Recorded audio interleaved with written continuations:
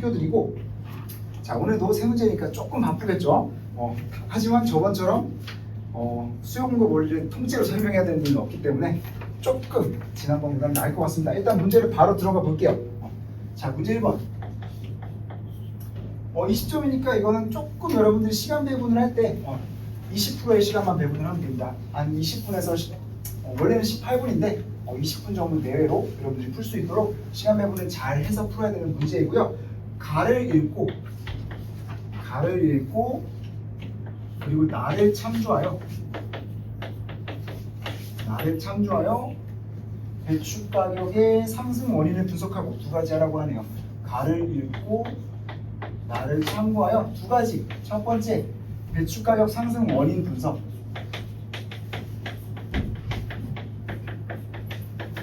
상승에 대한 원인을 분석하라.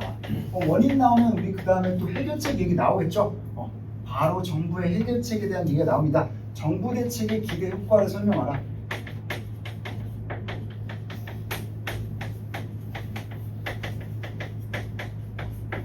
그래서 우리 배추 가격 상승이라는 어떤 상황에 대해서 다루고 있고, 문제 상황을 다루고 있고, 그것의 원인을 분석하고 해결책으로 내세운 대책의 효과, 기대되는 효과를 얘기하라. 이 두 가지 요구사항이 있으니까, 그리고 300에서 350자니까 대충 글 분배 어떻게 해야 될지 알 수 있겠죠. 약 150자, 얘 약 200자.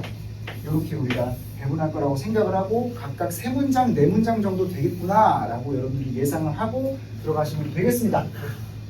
자, 볼게요.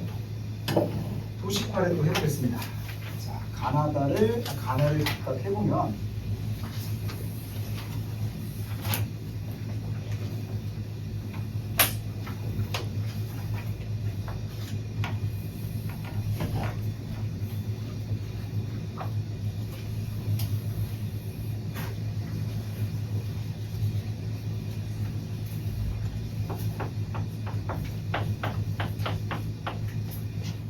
가에서는 딱 봐도 가에서는 어떤 상황이 나오고, 상황이나 그거에 대한 어떤 대응이 주어지고 있고, 나에서는 그걸 이론적으로 설명할 수 있는 어떤 이론적 틀을 제시하고 있는 게 보이죠. 가에서 하고 있는 내용을 먼저 보면 1문단은 9월 24일 농산물 유통정보에 따르면 배추 가격이 그냥 증가했다는 얘기입니다. 배추 한 포기당 소매 가격이 8,989원이었고 9,337원까지 기록해서 최고가를 경신했고 전통시장 등에서도 확대됐다. 그래서 그냥 배추 소매시장 가격이 그냥 폭등한 상황.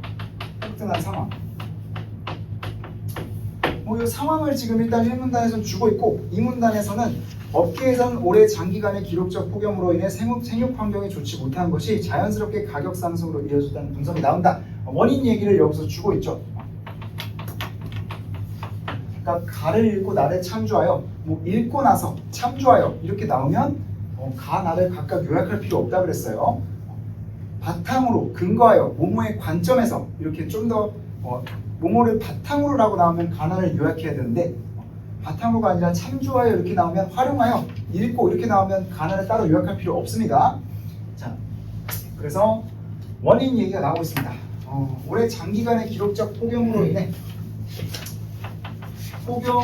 뭐가 일어났다? 생육 환경이 나빠졌다. 생육 환경, 재배 환경이라고도 할 수 있겠죠. 재배 환경이 떨어져서 가격 상승으로 이어졌다라는 얘기가 나오고 있고요. 폭염으로 재배 환경이 나빠져서 가격이 올라갔다. 폭염 얘기 나오고 재배 환경 얘기 나오니까 이게 나에 나오는 어떤 수요 공급 원리하고 어떤 관련이 있는지를 우리가 한 번 더 분석을 해주면 되겠죠. 자, 그다음 여름 배추의 재배 면적이 줄어든 영향이 있다. 여름 배추의 재배 면적이 줄어들었다. 면적이 줄어들어서 이로 인해서 가격 상승세가 배추 물량 부족에 따라서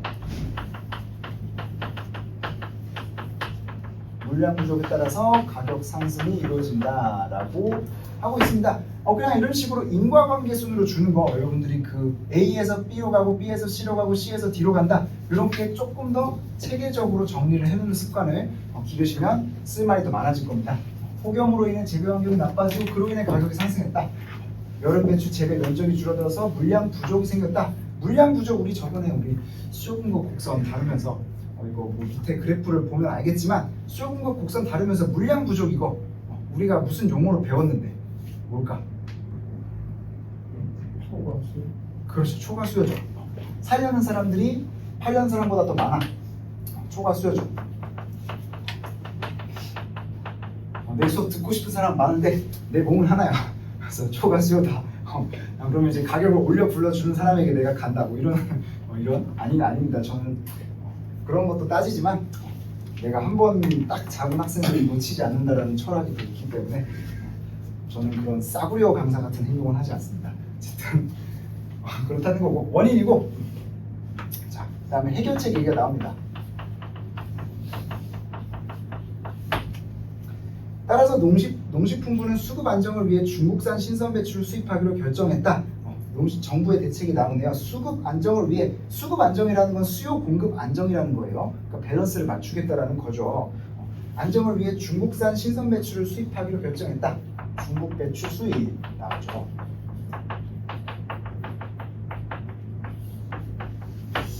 우리 딱 봐도 이거 뭔가 수입해가지고 더 푼다 이러면 뭐 수요랑 공급 중에서 뭐를 얘기하는 걸까?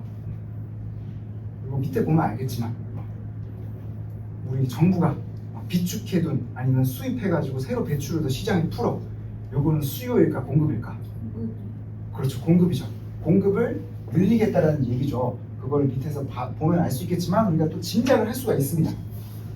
배추 수입하기로 결정했고 이제 또 아울러서 뭘 하냐? 산지유통인가 농협이 물량을 시장에 조기에 공급할 수 있도록 장려금 지원을 제공한다. 계속한다. 공급 계속, 공급 증가. 그리고 우리가 짐작을 좀 해볼 수 있고 장려금 제공. 여기서 유통인과 농협에게 장려금을 제공한다고 하네요. 그러니까 농가도 지원을 해줘야 되지만 우리가 공급을 늘리려면 궁극적으로 유통도 개선을 할 필요가 있는 겁니다. 그래서 유통비용 절감을 위한 노력을 하고 있는 거예요. 그러니까 우리가 공급이라고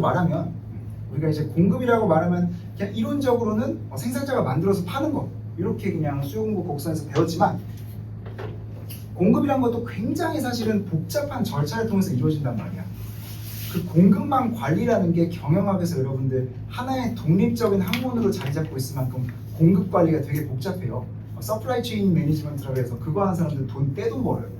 그리고 우리 연세대학교 교수님, 나를 매우 아껴주셨던 교수님도 그걸로 이제 막 싱가포르 가서 열심히 가르치시면서 지금 그거 컨설팅하면서 지금 떼돈을 버시고 있다는 소문을 내가 포착했습니다.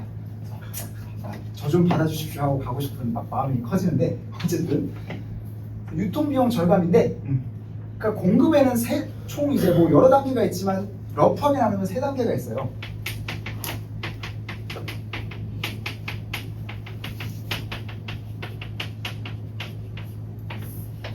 그러니까 공급은 이제 생산 단계, 유통 단계, 판매 단계 이렇게 이루어져 있다고 볼 수가 있습니다. 뭐 유통이랑 판매랑 사실 비슷한 말이긴 한데, 그러니까 생산이란 건 농가에서 배추를 생산하는 걸 의미하겠죠.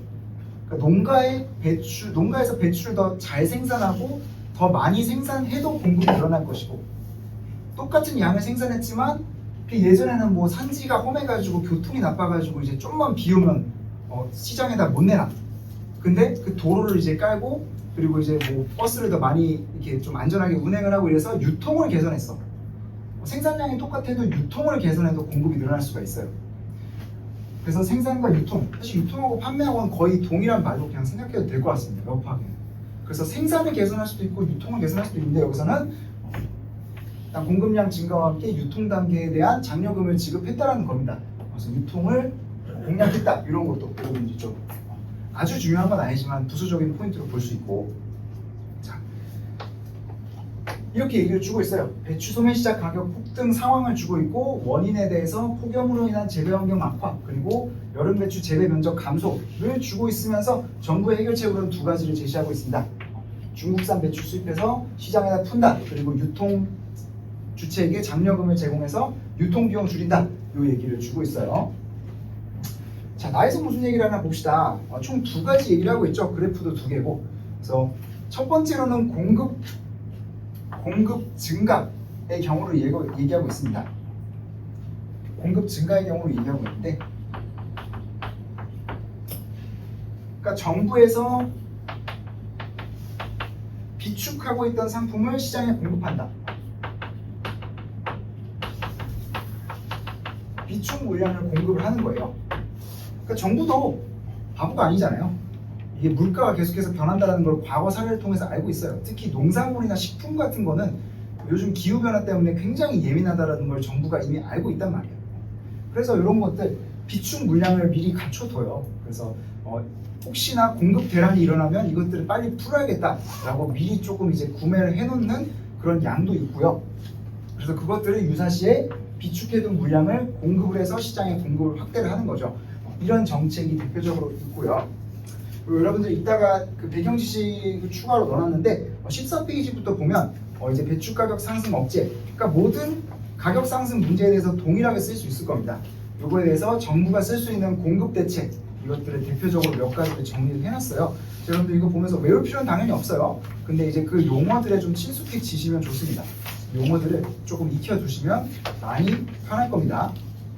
그리고 이제 15, 16페이지의 분배 정의에 대한 롤스와 샌델의 이론. 롤스, 샌델 우리 지겹게 했지만 우리 다시 한번 여기다가 좀 이론적으로 정리를 해놨고요. 3번에는 다수결 원칙의 한계와 수기민주주의에 대해서 넣어놨습니다. 그러니까 오늘 주제에 대해서 총 배경 지식을 조금 더 넣어놓은 거예요. 자, 그렇게 한번 생각을 해주시고, 비축 물량을 공급하면 어떻게 되냐?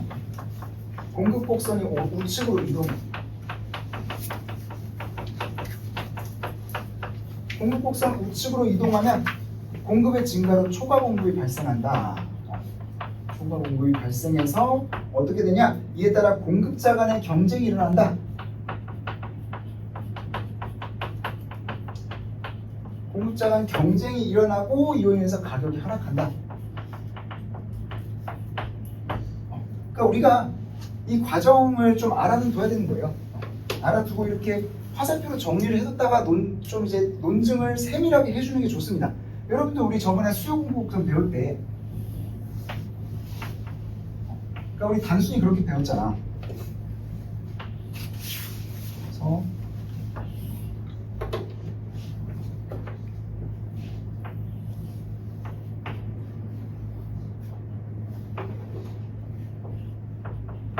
그러니까 우리 공급이 증가하면 가격은 떨어지고 거래량은 늘어난다. 이렇게 단순히 했었어. 근데 이게 그냥 이 그래프로 보니까 이게 가격이 떨어지고 거래량이 늘어난 거지, 이게 어떤 메커니즘으로 이루어지는지를 우리가 알아야 된단 말이죠. 그걸 지금 이렇게 설명한 겁니다. 그러니까 정부가 비축 물량을 이렇게 풀면, 정부가 물량을 푸는 거니까 똑같은 시장 가격이라도 공급량이 늘어나겠죠. 똑같은 시장 가격이라도 그냥 정부가 푼 게 그냥 더 많이 늘어나서 시장의 총 공급량이 늘어난단 말이야. 그래서 공급 곡선이 이렇게 우측으로 이동하게 돼요. 첫 번째로. 근데 공급 곡선이 이동한다고 바로 그냥 모든 게 변하는 게 아니라 그 단계가 있어. 자, 공급 곡선을 이동했는데 일단 가격은 기존 가격 그대로 있단 말이야. 처음엔 정부가 이렇게 물량을 풀었는데 아직 가격은 안 변하고 있으면 여기서 지금 뭐가 발생해요? 공급이 늘어가지고 예전에는 똑같았지만 공급량이 늘어났어. 그러니까 생산자들은 더 많이 이제 팔 수 있는데 수요는 요만큼밖에 없는 거야. 가격이 아직 내려가지 않았으니까. 그러면 똑같은 가격에서 초과 수요가 발생한단 말이에요. 초과 공급. 공급이 이제 수요를 초과하는 초과 공급이 발생해요. 그래서 초과 공급이 발생하면 우리 가격이 어떻게 된다 그랬어? 그렇죠. 가격을 공급자들이 내려 부른다는 거예요. 그러니까 이제 나 이제 막 팔아야 되는데, 나 이제 배추 막 열심히 만들어가지고 열심히 1년간 땀 흘려서 했는데 갑자기 산다는 사람이 없어. 만원 배추 한 포기당 가상적으로 10,000원이라고 쳐요. 10,000원인데 아무도 안 사. 그러면 이제 내가 어떻게든 이거 팔아야 될 거 아니에요. 이거 썩히면 내는 버리니까 9,000원에 팔게요, 8,000원에 팔게요 이렇게 한단 말이에요. 한 명이 그렇게 부르면 당연히 수요자는 똑같은 품질이라는 가정하에 오케이 하겠죠. 그래서 공급자 한 명이 이렇게 가격을 낮추고 이렇게 하면서 가격 경쟁이 일어나서 가격이 점점 내려간다고. 여기 이제 못 파는 애들이 떨이를 할 수밖에 없으니까. 그래서 이 그래프는 그냥 가만히 있는 그래프가 아니라 수요자와 공급자의 행동에 의해서 계속해서 움직이는 거예요. 시장 상황이라는 게. 그래서 이제 가격이 내려가서 우리 저번에 배웠죠. 가격이 더 내려가면 초과수요니까 다시 올라가서 결국엔 여기를 맞춰진다는 거야. 이 메커니즘을 설명을 한 거예요. 공급 곡선이 우측으로 이동하면 똑같은 가격에서 초과 공급이 발생을 하고 초과 공급 때문에 가격이 내려가는 거예요. 초과 공급 때문에 경쟁이 일어나서 가격이 내려가서 가격이 내려가니까 수요량은 증가하고 공급량은 감소하고 이렇게 해서 이렇게 점점 행동이 바뀌면서 여기로 수렴하는 거예요. 그냥 얘가 움직인다고 저절로 그냥 따라가는 게 아니라 그 공급자 수요자의 행동 변화가 있어야 된다는 거예요. 그 얘기를 한 겁니다. 그 메커니즘을 여러분들이 잘 잡아줬어야 돼요. 그러니까 공급 증가라는 거는 이렇다. 정부의 공급 증가 대책이 있을 때 이런 메커니즘으로 변한다라는 걸 여러분들이 잘 살려줬어야 되고요. 자, 두 번째, 공급 감소의 경우 봅시다. 공급 감소.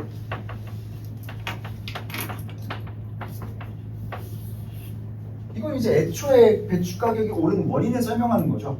이거는 이제 정부의 대책에 대한 기대 효과를 설명하는 거고, 그래서 공급 감소는 어떻게 이루어지느냐? 생산 비용이 증가해 일단. 상품의 생산 비용이 증가한다. 생산 비용 증가로 공급이 감소해. 공급이 감소해서 공급 곡선이 왼쪽으로 이동한단 말이야. 좌측 이동. 그럼 나머지 절차는 요거랑 이제 반대로 되겠죠. 해서 뭐 이제 상승함으로 여기서 뭐 초과 수요 발생하고 초과 수요가 발생해서 그래서 가격이 점점 올라가겠죠. 요거랑 반대로 이루어지는 거잖아. 공급이 생산 비용이 늘어나면 공급이 떨어져. 여기서 봅시다. 예를 들어서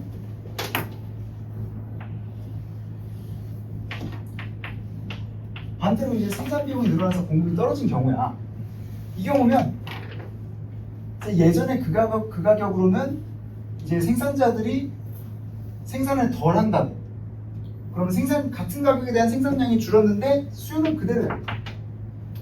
지금 초과 수요 상황이 발생하니까 이번엔 반대로 공급자들은 적게 판다는데 수요자들은 많이 원하니까 수요자들이 가격을 올려 불러요. 이번에는 공급자 간 경쟁이 아니라 수요자 간 가격을 올려 부르는 경쟁이 일어나서 결국에 시장 가격이 상승하고 거래량은 감소한다는 거예요. 이 얘기를 하고 있는 겁니다. 그래서 원인에다가 이 메커니즘을 설명을 해주고 결과에다가 이렇게 설명을 해주면 돼요. 그래서 가와 나를 종합해서 설명을 하면 되겠죠. 배추 가격 상승의 원인은 일단 폭염으로 인해 재배 환경이 나빠졌다. 이거를 여기서 뭐랑 연관 지을 수 있을까? 재배 환경 악화를. 여러분들 이걸 보면서 능동적으로 좀 생각을 해봐봐. 시험 보는 건 내가 아니에요. 재배 환경이 나빠지면 여기서 뭐랑 대응되는 내용입니까? 생산 비용. 그렇죠. 생산 비용 증가입니다. 재배 환경이 나빠지면 같은 비용으로 생산할 수 있는 양이 적어지는 거야. 토지가 좀 썩어 문드러졌으니까. 그래서 똑같은 토지로 똑같은 비용 투자하면 생산량이 적어져. 그러니까 같은 양을 생산하려면 생산 비용이 커지는 거란 말이야. 생산 비용이 늘어나. 재배 환경이 악화돼서 생산 비용이 늘어나고 요 가격 상승했다. 요 메커니즘을 요거로 다 설명을 해줘야 되는 거지.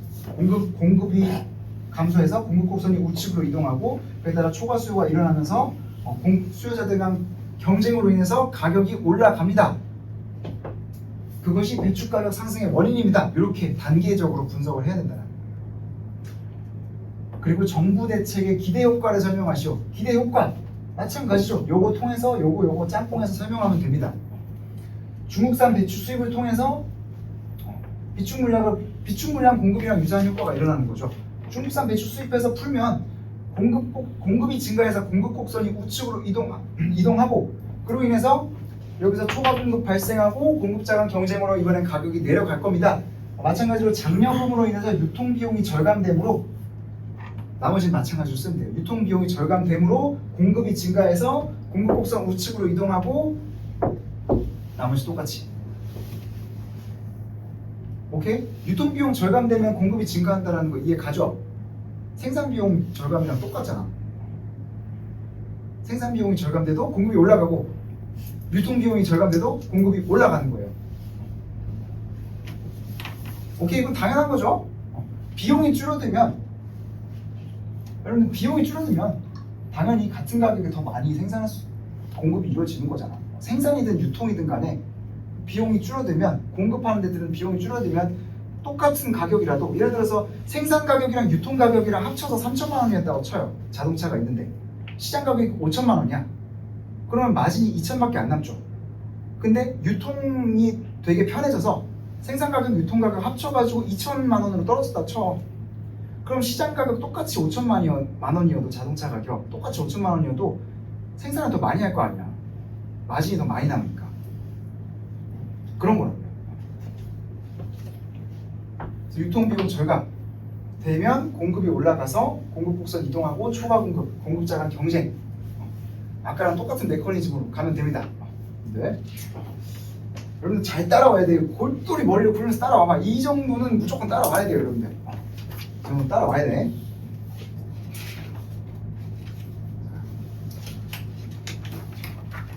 열심히 한번 따라와서 여러분들 집에 가서 다시 써보면 글이 또 달라질 거라고요. 자, 그래서 채점 기준 2페이지에 보면 카톨릭의 채점 기준이 나와 있습니다. 우리 등급제 채점, 지난번에 성균관대가 등급제 채점하는 거 봤죠? 그래서 성균관대 A, B, C, D, E, F로 나눠서 채점한다. 그래서 40점 바로 밑이 32점이다. 이렇게 얘기했어요. 어떻게 보면 좀 뭐 40점 못 맞으면 40점과 32점의 차이가 클 수도 있지만 어떻게 보면 점수 편차가 그리 크지 않은 거예요. 왜냐면 막 36점, 38점 이런 애들이 없고 그냥 다 32점이잖아.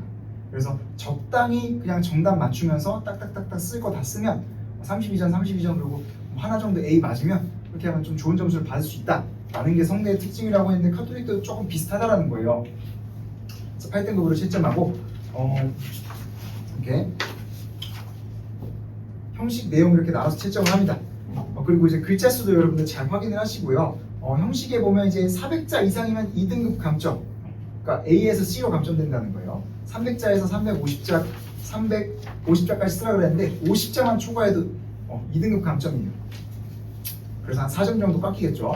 4점에서 6점 정도 깎이겠죠. 350자 초과 400자 미만이어도 1등급 감점입니다. 그러니까 여러분들 글자 수 제한 무조건 잘 지켜야 돼요. 무조건 잘 지키고 연습대로 잘 지키시는 연습을 계속 하시기 바랍니다. 그러면서 채점 방향, 채점 포인트 이런 것들 확인해 주시면 되죠. 배추 공급의 차질을 발생시킨 요인을 잘 파악하고 있는가, 가격 안정을 위해서 제시한 정책을 잘 파악하고 있는가, 정책 두 가지 다 파악했는가, 빼먹지 않았는가, 그리고 공급 곡선의 이동과 배추 공급의 차질 및 가격 안정 정책을 잘 연결해서 설명하고 있는가.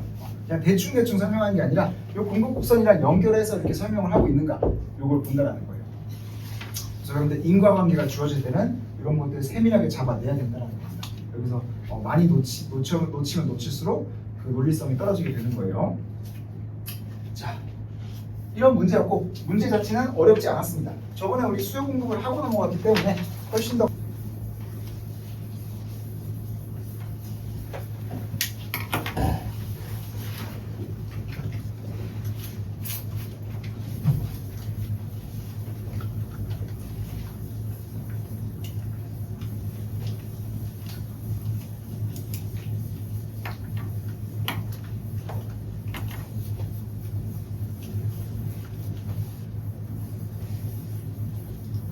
나와 있어요. 이것도 역시 마찬가지로 채점 기준표 먼저 보고 넘어가 볼게요. 자, 여러분들 문제를 봤으니까 채점 기준 먼저 같이 보면, 자, 10페이지부터 시작이 되는데 역시 8등급 채점이고 A 플러스부터 시작해서 F까지 내용 80%, 형식 20% 이렇게 구분해서 채점한다고 했고, 동일한 문항을 채점 위원 2인 1조로 각자 채점한다. 그래서 2인 간 점수가 막 되게 많이 다르면 또 이제 다시 채점하고 뭐 이런 상황. 그래서 정형화된 채점이 이루어진다는 얘기겠죠. 이렇게 하고 있고, 여러분들 뭐 당연한 얘기지만 제목을 쓰는 사람도 있나 봐. 그래서 제목이나 이름들이 무슨 소설 쓰는 것도 아니고 300자 글에다가 막 제목을 붙이는 되게 여러분 이런 사람들이 있어서 감사해야 되는 거야. 이런 애들이 있으니까 얼마나 좋아하는데 F를 맞아주니까 여러분들 경쟁률에 너무 쫄 필요는 없다는 겁니다. 최저가 없으면 경쟁률이 높지만 이런 애들이 그만큼 많이 들어오기도 해요. 이제 뭐 11월 13일 수능 가채점을 하고 나서 학원에 온다든가 이런 애들이 많아요. 그래서 조금 그런 것들 감안해서 제목을 단 경우 형식 2등급 감점. 야 진짜 무슨 위대하다, 진짜 위대하다 정말. 그렇죠. 수험생이 시선 유추하게 하는 이름 등 절대로 적으면 안 됩니다. 실수로라도. 그러니까 여러분들 가급적이면 진짜 가장 좋은 방법은 요즘에는, 그러니까 예전에 논술을 낮게 배울 때는 원래는 1인칭도 잘 쓰지 말라 그랬어요. 근데 요즘에는 그런 건 많이 없어졌던 것 같아요. 문화를 보니까. 낮 때는 정말 엄밀하게 쓰면 몸을 하고 생각한다 이렇게 쓰는 것도 조금 글의 품격이 떨어지거든. 왜냐면 논하시오 이렇게 얘기했으면 객관적으로 진짜 이 논리관계를 통해서 논해야 되는데 나는 생각한다 그러면 좀 문제가 좀 안 맞는단 말이야. 뭐 그런 것도 옛날에 되게 따졌었는데, 그래서 이제 나의 스승님은 이제 가급적 1인칭을 쓰지 말라고 가르쳐 주셨는데 사랑하는 스승님 은퇴를 하셨어. 인사를 드릴 수가 없어. 어쨌든 그러셨는데 요즘엔 그런 거 없어요. 예시답안에도 이제 뭐 생각한다 이렇게 쓰니까 1인칭을 쓰지 말라는 건 없는데 좀 주의는 하시는 게 좋아요. 그래서 너무 1인칭을 남용하면 나는 이렇게 생각한다 이렇게 막 써버릇하면 조금 혹시 모르잖아. 시험장에서 팍 당황하면 나와버릴지. 그래서 그런 것들도 그냥 알고 있으라 라는 얘기고요. 자, 그런 겁니다. 그리고 항상 나오죠. 제시문의 문장을 무분별하게 그대로 옮겨 쓴 경우, 여기도 마지막에서 세 번째 줄 보면 감점 요소라고 돼 있죠. 문장 옮겨 쓰면 안 됩니다. 대신에 여러분들 키워드는 살려줘야 돼요. 또 너무 풀어서 쓰면 중학생 같은 글이라고 평가를 합니다. 그래서 유의를 해주셔야 된다는 거. 자, 2번 보겠습니다. 사회 정의에 관한 가해 내용을 요약하고 이를 바탕으로 바탕으로 나왔죠. 바탕으로 나왔고 여기서 그냥 요약하라고 줬네요. 그래서 가해 내용을 요약하고 이를 바탕으로 나와 달의 사례를 분석하시오 라고 나왔어요.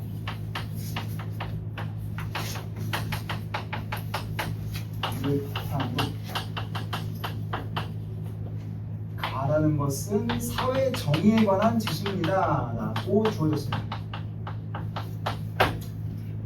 사회 정의에 대해서 관점이나 뭐 이론 이론 같은 것들이 나오겠죠. 그리고 그걸 바탕으로 어떤 현상에 대해서 또는 상황에 대해서 분석을 하라는 이런 류의 얘기가 가장 많습니다. 자, 우리 도식화를 또 해볼게요. 자.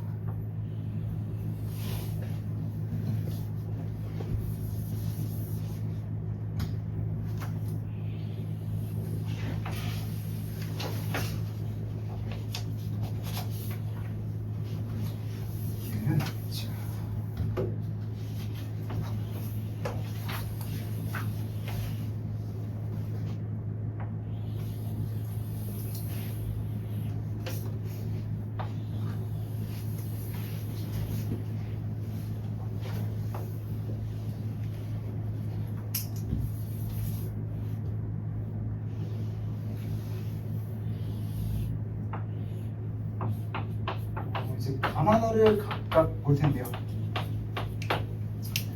가에 보면 두 가지 정의 얘기를 하고 있습니다. 그러니까 사회 정의의 두 가지 측면에 대해서 얘기를 하고 있는 거예요.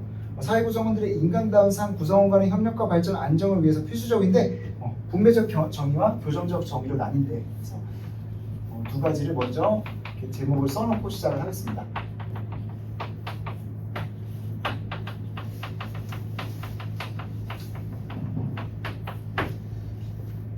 자 보자. 먼저 인간의 욕망은 무한하고 제한은 한정되어 있기 때문에, 이거 우리 지난번에 얘기했잖아. 우리 이거 세 글자로 뭐라 그랬죠? 자연의 유한. 좋은 시도였어요. 우리 말해버렸네. 소송 게임을 하려고 그랬는데 희소성이라고 합니다. 욕구에 비해서 그 공급이 한정되어 있는 거, 이거를 희소성이라 그래요. 그래서 다이아몬드가 왜 물보다 비싼가? 물이 다이아몬드보다 이온 가치가 훨씬 높잖아. 인간에게 사는데 필수적이잖아. 근데 왜 다이아몬드가 더 가격이 높을까? 왜냐? 다이아몬드가 희소하니까 원하는 사람들의 욕망은 완전 폭등을 하는데 그거에 비해서 공급이 너무 제한돼 있어. 그래서 욕망은 큰데 또는 무한한데 공급이 제한되어 있는 거, 그것이 희소하다고 합니다. 반면에 진짜 시장에 냈는데 시장에 진짜 세상에 단 하나밖에 없어. 근데 너무 찌질해서 아무도 안 사. 그런 것도 희소성이 없는 거겠죠. 그러니까 사람들이 일단 원하는 게 전제가 돼 있고 그 다음에 그 원하는 거에 비해서 공급이 제한돼 있어야 희소한 겁니다. 이거 바로 나왔잖아요. 그러니까 재화가 희소하기 때문에 그러니까 사회 구성원 중 누가 어떤 기준으로 얼마만큼의 재화를 분배받는 것이 공평한가에 대한 문제가 발생한다. 그러니까 공평한 분배 방식을 결정해야 된다라는 거야.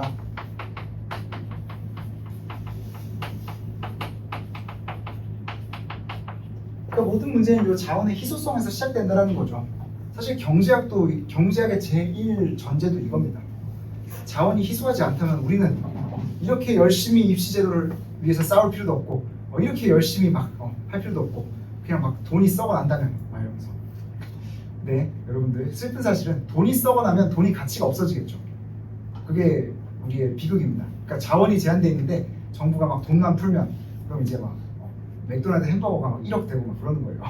그럼 이제 돈이 쓸모가 없어지는 겁니다. 그러니까 우리 재원은 항상 우리 죽을 때까지 희소할 거라는 거. 그래서 우리는 열심히 경쟁해야 되고 열심히 싸워야 되고 동시에 공평한 분배를 위해서 조금 더 노력을 해야 되는 겁니다. 그런 건데 이를 따지는 과정에서 분배적 정의를 고려해야 한다. 희소한 자원을 분배하는 방식을 결정하는 게 분배적 정의의 문제인데 이때 사회는 상호 이익을 위한 협동체이며 개인의 능력은 사회의 테두리 안에서 온전히 발휘될 수 있다는 것이 전제가 된다. 전제 조건 뭐라 그랬어요? 자, 그게 있었는데 사회는 상호 이익을 위한 협동체이다. 조금 개념어적인 용어로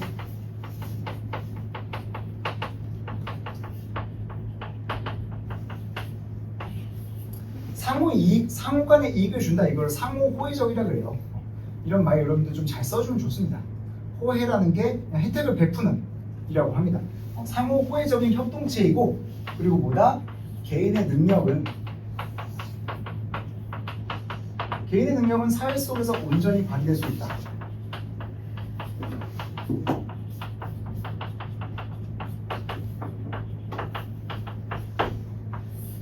라는 겁니다. 그러니까 개인과 사회는 분리된 존재가 아니다 라는 거를 전제로 하고 있다는 거죠. 분배적 정의의 문제는 여기서 이제 시작이 된다라는 겁니다.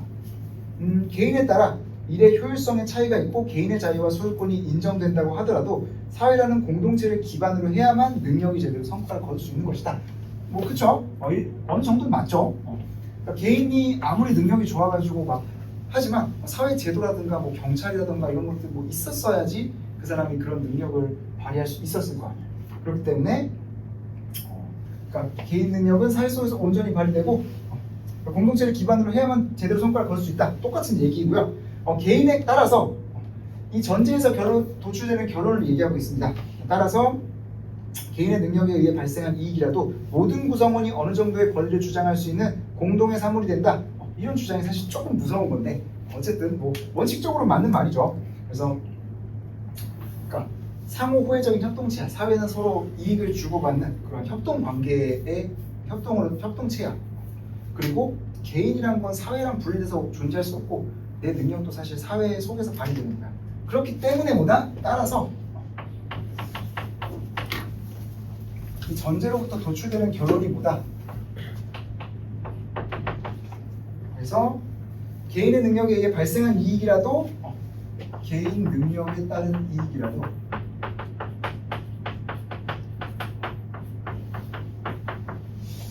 이말 볼 때마다 좀 무서운데 다른 모든 구성원이 어느 정도의 권리를 주장할 수 있다. 개인 능력에 따르더라도 이거는 사실 공동의 사물이다.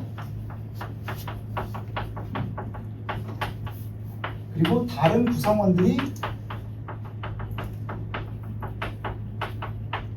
그것에 대해서 권리를 갖고 있다. 그러니까 내가 아무리 수업을 잘해서 돈을 만약에 벌더라도 나중에 그렇더라도 그건 이제 사회 덕분에 네가 있는 거 아니냐. 그러니까 좀 불쌍한 사람들 도와주려고 너가 돈도 더 내야 되고 다른 사람들의 몫이다. 네가 번 소득도 이런 거예요. 사실 뭐 이런 주장이 있으니까 세금이라는 것도 내고 그런 거겠죠. 그러니까 이 말이 완전히 틀린 말은 아닌데 좀 무섭긴 합니다. 공동의 사물이란 말을 좀 제가 극혐해요. 아니 왜 내가 번 돈은 네가 가져간다고 뭐 이런. 근데 어쨌든 원칙적으로 맞는 말이죠. 개인이 완전히 혼자서 존재할 수는 없으니까. 그리고 이제 여러분들 제가 이제 뭐 이제 공동체주의에 대해서 좀 까긴 까지만 여러분들 답안에는 공동체주의를 써야 됩니다. 그게 트렌드예요. 저도 논술 시험을 보면 공동체주의 쪽으로 쓸 겁니다. 요즘에는 그냥 공동체주의 쪽으로 가는 게 웬만하면 트렌드니까 웬만하면 개인주의 쪽으로 쓰지 마세요. 여러분들이 정말 잘 쓸 수 있으면, 그러니까 여러분들이 뭐 보통은 하나의 관점을 정해주고 그 관점에서 비판하라 그러면 그냥 문제 요구사항대로 따라가면 돼요. 근데 뭐 대안을 제시한다거나 자신의 견해를 쓰시오라고 하면 웬만하면 공동체주의 쪽으로 쓰세요. 그게 조금이라도 더 좋은 인상을 줄 겁니다. 망하고 어쨌든 그렇습니다. 뭐야? 분배적 정의라는 거는 그래서 이렇게 모든 개인 능력에 따른 이익을 다른 구성원들도 권리를 주장할 수 있고 공동의 산물이라는 거예요. 그러면서 이 원칙은 사회 구성원으로서의 권리에 대해서뿐만 아니라 다른 구성원에 대한 책임에 대해서 동일하게 적용된다. 그러니까 다른 구성원들이 또 권리도 가지고 있고 그리고 개인이 또 다른 구성원을 도와줘야 될 책임도 있다라는 거예요. 그러면서 자연적이든 인위적이든 재해가 발생했을 때 사회적 차원의 다양한 지원 활동은 이런 맥락에서 이루어진다라고 해서 다른 구성원들의 권리이고 또 다른 말로는 다른 구성원들에 대한 책임을 진다.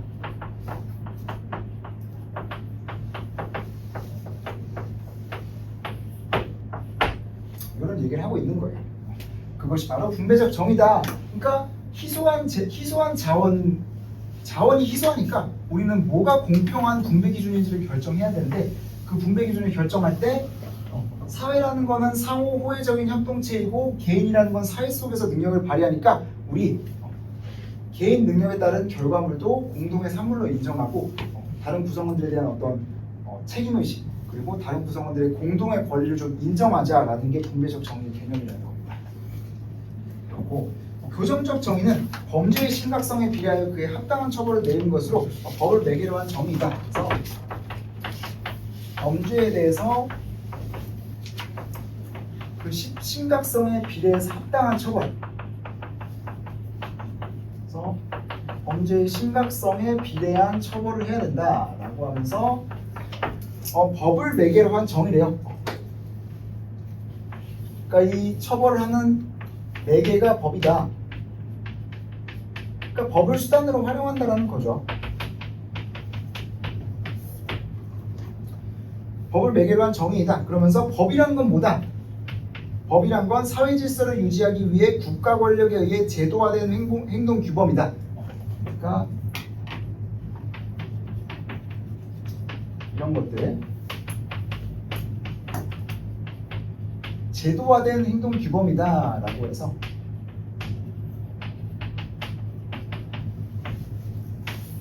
제도화됐다라는 거는 어떤 공식적인 기관이나 공식적인 절차나 공식적인 어떤 행정력이나 물리력 이런 것들을 발동할 수 있는 그 제도 안으로 편입이 됐다라는 겁니다. 그래서 범죄에 대해서 합당한 처벌을 내리는 게 그냥 교정적 정의야. 사회의 어떤 부정의를 교정하는 정의인데 그 정의라는 거는 중요한 거는 범죄의 심각성에 비례해서 이루어져야 돼. 그러니까 너무 과중해서도 안 되고 너무 미약해서도 안 되는 거야. 범죄의 심각성에 따라서 벌을 내려야 돼. 우리 뭐 장발장 얘기 보면서 이 장발장에게 과연 어느 정도의 처벌을 내렸어야 되는가? 이 사람이 과연 20년 동안 감옥에 있었어야 되는가? 뭐 이런 고민들을 하잖아요. 그게 이제 범죄의 심각성에 비례한 형벌이 내려져야 된다. 이거 형법에서도 형벌의 비례 원칙이라고 해서 되게 중요한 원칙이거든. 그래서 그런 어떤 대원칙 중에 하나이고 그리고 그 매개하는 수단이 법이라는 거야. 법이고 뭐 윤리 규범이나 이런 게 아니라 그냥 딱 제도화된 법이라는 거야. 그러니까 우리가 도덕적인 의무를 근거로 형벌을 내릴 수는 없어요. 그러니까 이거는 법인데 도덕 규범이나 뭐 관습 같은 것들은 여기서 제외가 된다는 겁니다. 그러니까 우리 뭐 지하철에서 할아버지 밀고 그냥 먼저 탔다. 좀 싸가지 없긴 하지만 형벌을 낼 수는 없다는 거야. 왜냐면 이거는 매개 수단이 법이거든. 그러니까 제도화된 행동 규범, 그러니까 딱 법제도화 된 그거에 따라서만 형벌을 내릴 수 있지. 그거 외에 어떤 암묵적인 도덕 규범들도 있어요. 행동 규범들이 법 말고도 많이 있어.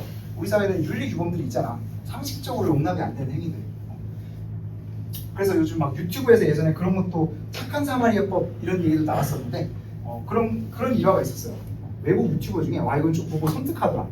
그러니까 이제 막 착한 사마리아법 얘기가 나온 계기가 됐는데 막 이제 누가 물에 빠져가지고 죽으려고 그러는데 그걸 막 사진 찍으면서 유튜브에 막 올리고 있는 거야.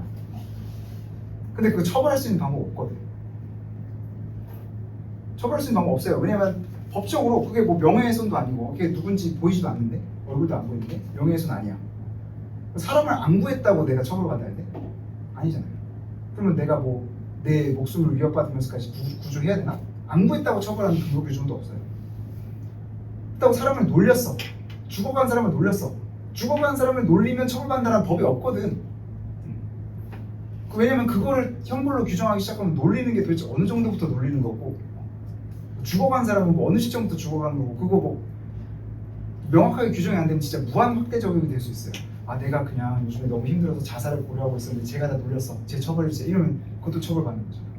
그러니까 너무 포괄적이어질 수 있어서 그런 건 형벌 규정을 못 한단 말이에요. 그러다 보니까 그런 틈새를 악용해가지고 이런 이제 꼬라지들이 벌어지는 것이고 그래서 이제 착한 사마리아법 이런 얘기가 나왔어요. 그러니까 이웃 죽어가는 사람을 구조하지 않는 것에 대해서도 처벌을 하자 이런 얘기가 나왔는데 솔직히 그것도 좀 섬뜩한 것 같아요. 내가 여기 여러분들 수업하러 오는데 차 사고 나서 막 죽어가면 내가 그거 도와주고 있어야 되나? 어쨌든 뭐 그런 것도 있고 뭐 여러 가지 고민거리도 있는데 여러 가지 어쨌든 매개수단은 법이다. 제도화된 규범에 한정된다. 도덕규범이나 간섭같이 암묵적인 규범들은 이거에 근거 아니다. 이런 얘기들을 하고 있는 겁니다. 그래서 뭐 이제 여러분들이 조금 익숙할 만한 말로 정치화법을 했다면 익숙할 만한 말인데 죄형 법정주의 그리고 이제 형벌의 어떤 비례 원칙 이런 것들을 얘기하고 있는 거예요. 자, 여러분들은 요 용어들을 가지고 생각하면 될 것이고요. 그러니까 우리 각각 나와 다는 분배적 정의와 교정적 정의를 각각 다룰 것 같아. 근데 이제 보시면 알겠지만 요건 조금 이제 특이한 케이스가 섞여 있긴 한데 어쨌든 봅시다. 각각 어쨌든 분배적 정의, 교정적 정의로 좀 나눠 떨어진다라고 생각을 하고 보겠습니다. 나는 이제 두레라는 공동 노동 조직에 대해서 얘기를 하고 있어요. 공동 생산 방식에 대해서 얘기하고 있어요. 얘기를 하면서 두레를 자연 발생적 마을이었고 지나치게 크게 묶으면 토지의 위치나 규모, 거주지 위치도 확대될 뿐 아니라 구성원도 많아져서 효율성이 떨어진다. 어쩌고 저쩌고 두레를 나누어 짰다. 경제적 형편이나 농지 규모가 비슷한 이웃들끼리 두레 조직을 이루고 혼례와 장례 등 대규모 작업이 필요한 경우 그러니까 우리 분배적 정의나 교정적 정의랑 관련된 용어만 찾으면 된단 말이에요. 그래서 혼례와 장례 등 대규모 작업이 필요한 경우 노동력을 이용했다라고 하면서 이 문단에 그러니까 이게 공동 노동 조직이다라고 나와 있죠. 두레라는 거는 공동 노동 조직체이고 그러니까 이 공동 노동을 통해서 이 분배적 정의를 실현하려는 어떤 목적을 가지고 있구나 우리가 짐작을 해볼 수가 있죠. 그래서 공동 노동은 불공평하지 않느냐는 의문이 있을 수 있지만 두레에서는 해결책도 마련해 두고 있다라는 거야. 두레 공동 노동이고 어떤 분배적 정의를 달성하기 위한 방식이다. 달성 위한 뭐 방식 또는 제도다라고 하면서 그리고 공평하게 운영이 되고 있다라고 얘기를 하고 있습니다. 사정이 있어서 일꾼을 내놓지 못하는 집이라도 일정 면적 이하의 경작지는 무상으로 농사를 지어주었으며 일정 면적을 초과하는 농가에는 그만큼 일정량의 수확물을 기금으로 내놓게 했다라고 해서 그러니까 이런 공평성을 달성하기 위해 아까 이런 분배적 정의가 공평한 분배의 문제였다면 이 공평한 분배를 달성하기 위해서 이런 해결책들을 내놓고 있다는 거예요. 공동의 산물, 다른 구성원들의 권리를 인정, 개인의 이익에 따른 결과물이라도 권리를 공동의 권리를 인정하고 공동의 책임도 인정한다. 이런 원칙을 이제 실현을 하고 있다는 겁니다. 그래서 일정 면적 초과 농가에는 여기다가 의무를 부과한다는 거죠. 기금을 내라. 의무 또는 책임을 부과하고 그리고 일정 면적 이하 농가에는 뭐다? 추가적인 무상 농사를 지어준다. 혜택을 부여한다는 거죠. 추가적인 권리를 부여한다. 이렇게 얘기할 수도 있겠죠. 그러니까 이런 방식을 통해서 뭐한다? 이런 방식은 결국에 이 공동체가 개인의 능력에 따른 산물이라도 그것을 공동의 산물로 여기는 인식을 바탕으로 하고 있다고 볼 수 있다. 그래서 개인적인 편차에 따라서 얻은 이익도 그것에 대해서도 다른 구성원들의 권리를 인정하고 그러면서 또 일정 면적 초과하는 농가에게는 다른 구성원들에 대한 지원 책임, 기금을 내라. 이런 책임도 인정하고 있다. 이런 방식을 통해서 공동의 공평한 분배적 정의를 달성하고 있다라는 말이 있고요. 또 여기서 보면 마지막 줄에 나머지는 마을의 공동기금으로 비축했다 해서 둘에는 개별 농가의 생산성을 높였을 뿐만 아니라 마을 전체의 풍요와 복지도 가져왔다.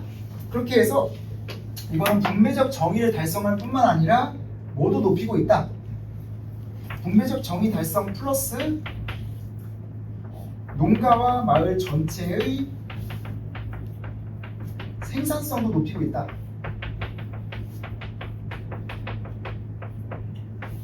정의도 달성하고 뭐 GDP도 늘리고 이런 진짜 모두가 좋은 행복한 이런 공동체 생활을 하고 있다라는 거죠. 딱 봐도 오래 못 갈 것 같죠. 어쨌든 그렇습니다. 세상에 행복한 일이 오래 가면 우리 왜 다양한 직업이 필요하고 왜 다양한 학문이 필요하겠습니까? 이런 거죠. 자,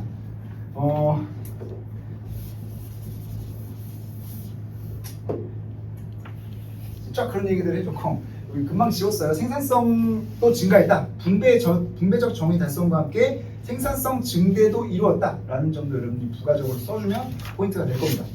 그런 얘기들이 있었기 때문에 다 얘기를 보겠습니다. 다얘기는 미국의 국민의 경제 위기로 실업과 기아 등 생활비를 겪는 사람들이 증가해서 그러니까 이 장발장 같은 판례죠. 근데 장발장에 약간 좀 역케이스 판사분이 막 장발장을 너무 인상 깊게 읽었나 봐. 딱 봐도 어디 주냐? 뉴욕시네. 아주 위대하신 시죠. 여기 살고 있는 내 친구들한테 얘기를 많이 들었는데 어쨌든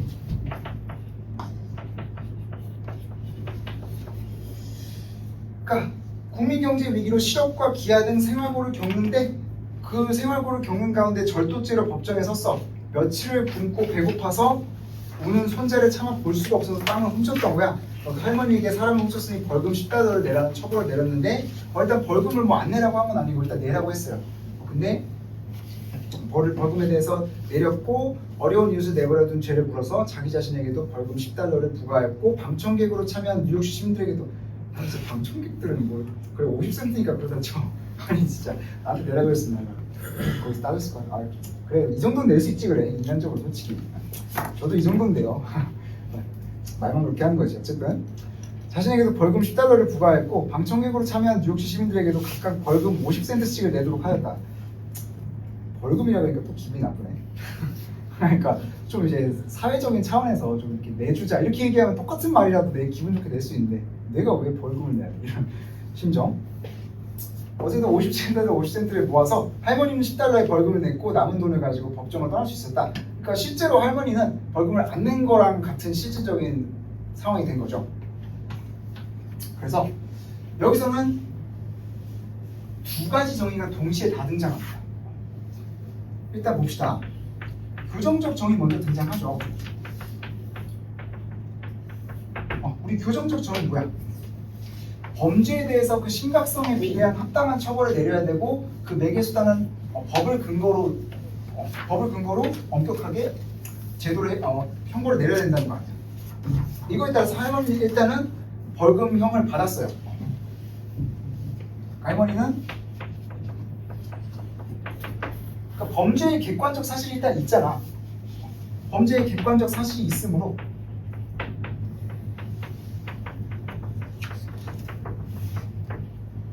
그 심각성에 따라서 심각성에 비례해서 법에 따라서 처벌을 받았어요. 이거 절도죄로 재판을 받고 있다 그러니까 이거 민사재판이 아니라 형사재판입니다. 형사재판이고 벌금을 내라는 처벌을 내렸다. 처벌이라고 하니까 이 사람 벌금형을 받은 거예요. 그래서 범죄의 객관적 사실이 있으므로 그 심각성에 비례해서 벌금형을 일단 받았어. 법에 따라서.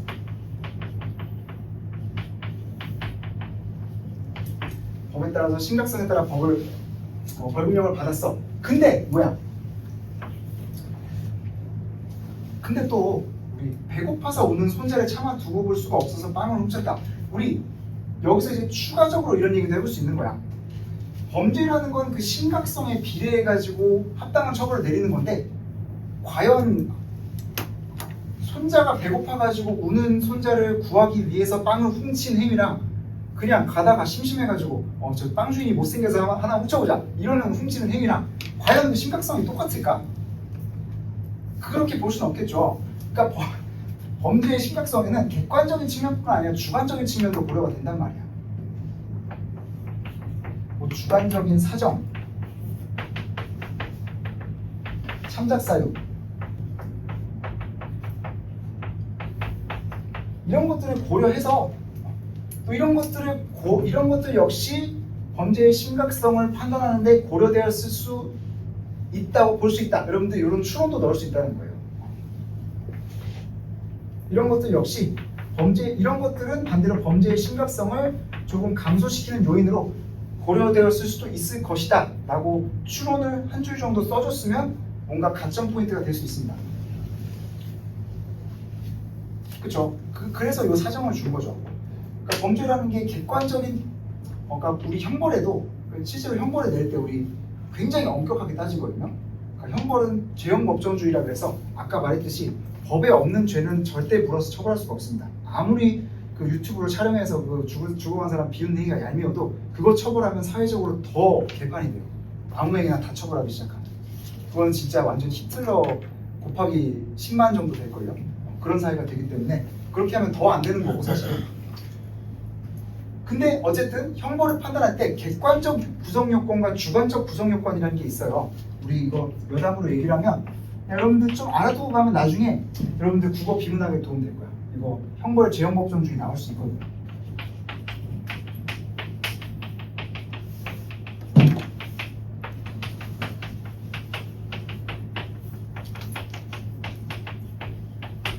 그래서 뭐 250조에 뭐 사람을 죽인 자는 살인죄 해가지고 사람을 죽인 자는 사형 또는 어쩌고 쪽에 처한다, 뭐 최고 사형에 처한다 이렇게 적혀 있으면 객관적 구성 요건이라는 거는 말 그대로 그 객관적으로 범죄를 구성하는 그 행위 태양을 보이는 행위를 했느냐라는 거예요. 그러니까 사람을 죽인 자는 사형에 처한다. 그러니까 내가 그냥 진짜 뭐라 그러지? 몽유병에 걸려가지고 내가 의식이 전혀 없는 상태에서 얘를 칼로 찔렀든 내가 진짜 죽어라 하고 찔렀든 차이가 그러니까 객관적인 측면은 똑같다라는 거예요. 객관적인 구성 요건에서 똑같아요. 그러니까 객관적인 걸 정확한 정의를 좀 찾아봐야 되는데, 그러니까 객관적인 뭐 행위 태양, 객관적인 행위 태양 일단 크게 이렇게 보면 됩니다. 행위 태양이라는 건 모양새를 의미하는 거예요. 주관적 구성 요건이라는 건 우리가 흔히 말하는 뭐 고의를 포함해서 여러 가지가 포함되는데 고의, 과실 이런 것들이 있고 목적 뭐 그밖에 뭐 여러 가지 뭐 주관적인 참작 사유들도 있을 수 있겠죠. 잠깐만 참작 사유는 아니다.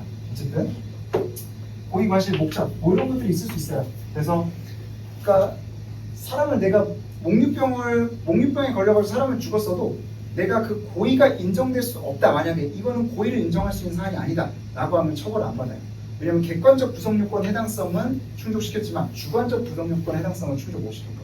둘 다 충족시켜야 처벌을 받는 건데 일단 여기서는 이제 객관적 구성요건, 주관적 저거랑 좀 다른 얘기긴 해요. 어쨌든 그냥 객관적인 측면과 주관적인 측면을 둘 다 고려하자. 여러분들 이렇게만 보면 되는 거야. 이거 뭐 로스쿨 시험이 아니니까. 그래서 주관적인 사정이나 참작 사유를 고려해서 심각성이 조금 감소되었을 수도 있을 것이다 라고 한번 추론을 넣어보면 좀 차별화된 답안을 줄 수도 있을 것이고요. 그러면서 이렇게 해서 교정적 정의는 달성이 됐어. 어쨌든 벌금이 부과가 되긴 됐는데 그 벌금에 할머니의 이런 개인적인 사정이나 참작 사유, 양형 사유들이 고려되었을 수도 있다라고 추론을 해볼 수도 있단 말이야. 교정적 정의는 이렇게 달성이 됐어. 어쨌든 할머니는 처벌을 받긴 받았다. 근데 분배적 정의. 그러니까 뭔가 좀 찜찜하잖아. 그러니까 교정적 정의는 되게 차가운 거예요. 그러니까 법에 따라서 딱 정확하게 고려할 건 고려를 해주는데 아무리 불쌍해도 할머니는 처벌을 받아야 돼. 일단 법적으로 범죄가 성립하니까. 근데 이 사안에서 할머니 돈 결국에 안 냈잖아요. 그리고 나머지 47달러 50센트 가져가시잖아요. 그러니까 그거는 이제 교정적 정의가 아니라 분배적 정의에 해당된다는 얘기예요. 그러니까 교정적 정의는 법에 따라서 처벌하는 게 교정적 정의고, 교정적 정의도 달성이 됐지만 판사는 어떤 실질적인 정의에 대해서 생각을 해서 분배적 정의를 달성하려는 추가적인 판결을 내린 거예요. 그래서 분배적 정의라는 것은 어떤 공평한 희소 자원의 공평한 분배라는 것을 고려했다, 이렇게 얘기를 하면서, 그러니까 공평한 분배라는 관점에서 봤을 때 이 할머니의 불행에 대해서는 공동체와 국가도 책임이 있다고 본 거예요. 그러니까 여기서 자기 자신에게 벌금 $10를 부과했다라는 건 이제 판사가 그 자리에서는 국가기관이잖아요. 사법기관이잖아요. 그리고 나머지 방청객들은 공동체의 일원들인데, 그러니까 이 공평한 분배라는 관점에서 봤을 때 할머니의 불행에, 사회적 약자의 불행에 공동체와 그러니까 사회 공동체와 국가 공동체도 책임을 분담한다라고 본 거야. 그래서 그 방청객과 자신에게 $47, 그거 $57 50센트를 부과한 것은, 그러니까 방청객 몇 명인지 계산돼야 돼. $47 50센트니까 95명이었네. 어쨌든 자, 분배적 정의를 달성하기 위한 거였다고요. 할머니에게 $10 매긴 건 교정적 정의였고,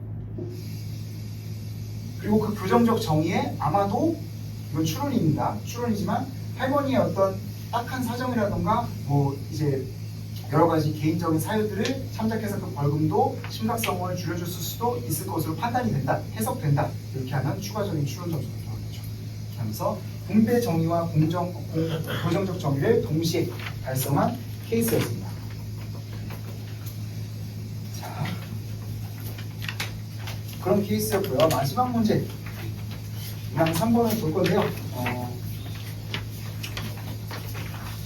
문항 3번은 제가 이제 도식화를 따로 안 해놨어요. 다른 건 도식화 해놨는데, 문항 3번에 오면 여러분들의 집중력을 테스트하기 위해서, 물론 이제 토요일에 제가 줄 겁니다. 토요일에 줄 거고, 그런데 여러분들이 이 수업을 끝까지 따라오면서 스스로 좀 필기를 하고 듣고 나서 스스로 도식화를 해보세요. 원래 그 도식화 여러분들이 다 스스로 해야 되는 거예요. 근데 이제 제가 좀 이제 가이드라인을 좀 주기 위해서 같이 이렇게 따라가면서 하는 거고, 여러분들이 원칙적으로 스스로 좀 해보셔야 됩니다. 다수결의 원칙과 관련된 가의 주장을 뭐를 활용해서 비판하라? 나와 다를 활용해서 비판하라 라고 나와 있어요. 그래서 나와 다를 바탕으로가 아니라 나와 다를 활용해서 참조해서 비판하는 거니까 그냥 가의 주장 비판 바로 들어가면 됩니다. 나다 요약할 필요 없어요. 그냥 가의 주장 바로 비판하면서 나다의 주장을 적재적소에 그냥 끼워 넣으면 됩니다. 만약에 나다를 근거로, 나다를 바탕으로 비판하시려 하면 나다를 가볍게 요약해주고 들어가는 게 좋습니다. 무조건 아니지만 일반적으로 그래요. 그래서 가액이 그냥 바로 다수결 비판하면 된다 하고 하면서 나다를 적절하게 껴넣으면 되는데, 자, 한번 도식화를 해봅시다. 히틀러 얘기 또 나오네요. 왜 이때 하긴 뭐 다수결 얘기 나오면 히틀러 얘기 안 나올 수가 없으니까. 자, 봅시다.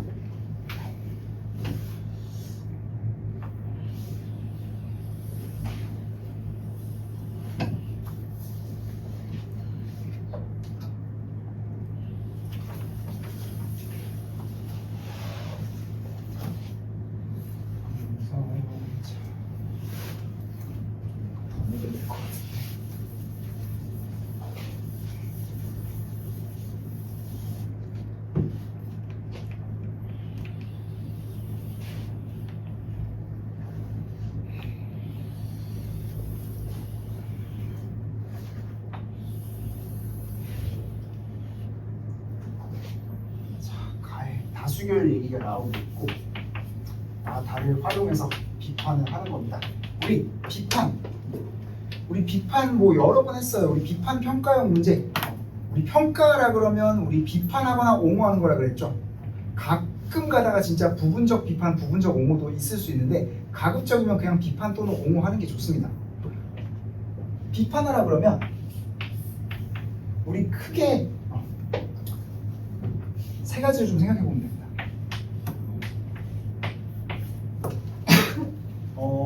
우리 논증이란 거는 전제와 결론으로 이루어지는 거죠.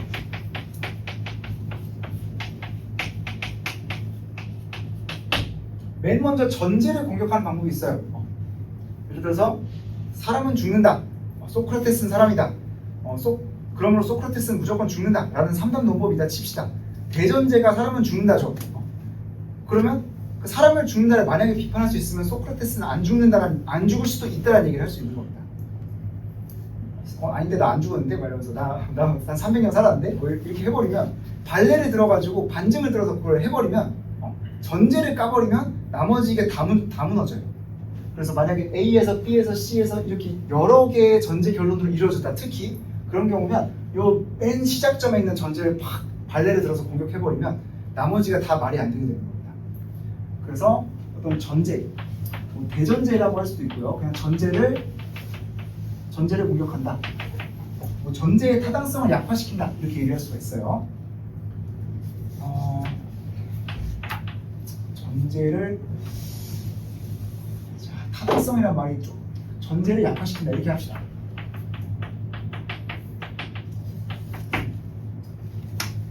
전제를 약화시키는 게 첫 번째고, 두 번째 방식은 전제와 결론의 연결 고리를 끊어버리는 겁니다. 그러니까 만약에 뭐 A라면 B이다. 그러니까 A 아까도 보면 사회 공동체라는 여기 예를 들게요. 다수결 예를 들면서 민주적이고 합법적인 절차에 따라서 이루어진다는 걸 전제로 하고 있죠. 어떤 자유로운 의사에 따라서 대중들이 그리고 합리적으로 판단을 한다. 이런 걸 전제로 하고 있잖아요. 그런 과정에서 투표를 한다면, 그런 과정에서 대중이 어떤 다수결 의사결정에 참여한다면 다수결로 나온 결과는 비교적 합리적이고 뭔가 공동체 전체의 이익이 될 것이다 라는 주장을 하고 있는 거잖아요. 그러니까 절차가 그렇게 민주적이고 합법적인 절차가 있으면 절차가 보장이 되면 결과도 보장이 될 거다, 이렇게 논리를 전개하고 있어요. 그걸 깨는 거예요. 절차가, 이번엔 전제를 부정한 게 아니에요. 절차가 만약에 합법적이고 민주적이더라도 결과는 안 그럴 수 있어 라는 사례를 드는 겁니다. 그러니까 이거를 A라고 B라고 하면 이게 A면 B다라는 명제를 준 거잖아요. 이렇게 얘기하는 거예요. A가 아니더라도, 그리고 여러분들 나를 미워하지 마세요. 여러분들 이거 공통수학에서 배웠죠? 요 얘기를 하는 거라고요. sorry. 이거다 이거.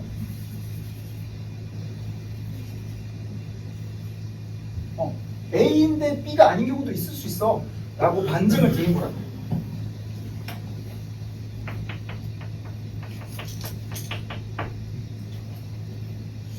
세 번째는 그냥 결론 자체에 대한 반증, 발레. 또 반증이라기보다는 발레라고 할 수 있겠죠. 사례를 들어보면 끝나요. 첫 번째, A 자체가 사실이 아니야. 다수결은 대중의 자유롭고 합리적인 의사결정 절차 자체도 아니야. A를 먼저 비판할 수 있고. 두 번째, 합법적이고 자유로운 의사결정 맞아. 근데 그렇다고 해서 결과가 좋진 않아. A이더라도 B는 아닌 경우가 있을 수 있다라고 사례를 들어서 비판을 하는 것이고. 세 번째 방법, 그냥 결론 그냥 무조건적으로 깐다. 그냥 아닌데 하면서 계속 발레를 둔다. 뭐 이런 경우도 있습니다. 그래서 세 가지를 여러분들 생각을 하시면 되는데, 자 봅시다. 가의 다수결, 그걸 정리를 해보면, 민주주의란 구성원의 뜻에 따라 공동체의 의사나 정책을 결정해야 한다는 이념이다. 그래서 민주주의의 개념 나와있죠. 민주주의라는 것은 구성원의 뜻에 따라서, 구성원 뜻에 따른 의사결정이다.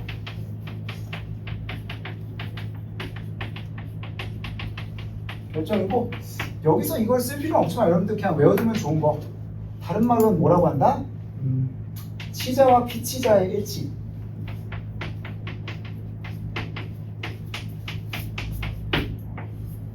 그러니까 다스리는 자와 다스려지는 자의 일치를 추구한다. 자, 왕정하에서 다스리는 자 누구였어요? Your Majesty죠. 킹이죠. 그 전에 약간 족장제 이런 때도 마찬가지죠. 근데 민주주의에서 주권자 누구예요? 국가의 주인 누구예요? 네, 헌법 1조에 보면 헌법 1조 맞나? 하도 오래돼서 국민 국가 뭐 이제 대한민국의 주권은 국민에게 있고 뭐 모든 권력은 국민으로부터 나온다 뭐 이런 말이 있어요. 1조겠죠 상식적으로. 그러니까 취재랑 피치자가 민주주의에서는 일치하는 겁니다. 다른 체제에서는 일치하지 않을 수 있어요. 국민이 다스리는 자이고 국민이 다스려지는 자입니다. 그래서 국민이 사회적인 합의를 통해서 국가를 구성해서 제도를 만들고 해서 우리가 합의할 수 있는 규칙에 따라서 우리가 다스려지자 라고 이렇게 합의하고 제도화를 한 겁니다. 왜냐? 그렇지 않으면 맨날 전쟁 나니까. 그런 얘기를 한 거죠.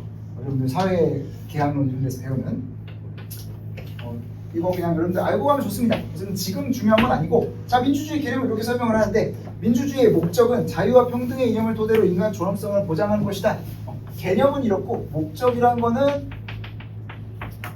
자유 플러스 평등을 토대로 결국에 뭘 하는 거다?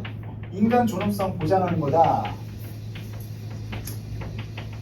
보장하는 거래요. 자, 그래서 민주적 의사 결정의 원리로는 대화와 타협, 다수결의 원칙 등이 있다. 민주주의의 개념은 구성원의 뜻에 따른 의사결정이고 목적은 자유와 평등을 토대로 결국에 존엄성을 보장하려는 것이고 그 의사결정 방식은 뭐냐? 의사결정 원리는 뭐냐?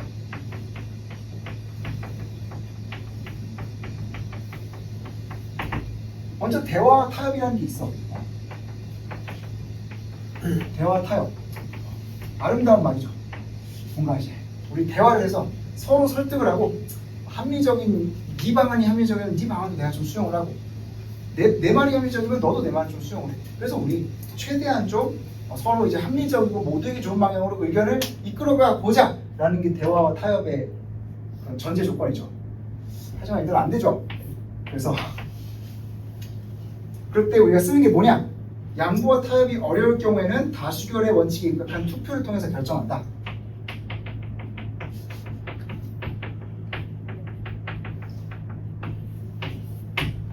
대화 타협으로 되면 다수결을 굳이 할 필요가 없어.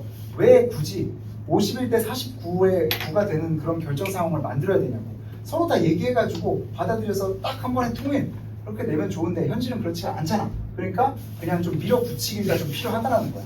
51대 49로 좀 밀어붙여서 투표를 통해서 의사결 최종하는 결정하는 과정이 필요하다는 겁니다. 이때 모든 구성원은 1인 1표라는 동등한 권리를 갖고 투표에 참여하여 자유로운 의사를 정치 과정에 반영하게 된다. 의사결정 원리 다수결 원칙을 제시했고요. 이때 다수결 원칙의 전제 조건이 뭐냐? 1인 1표라는 동등한 투표권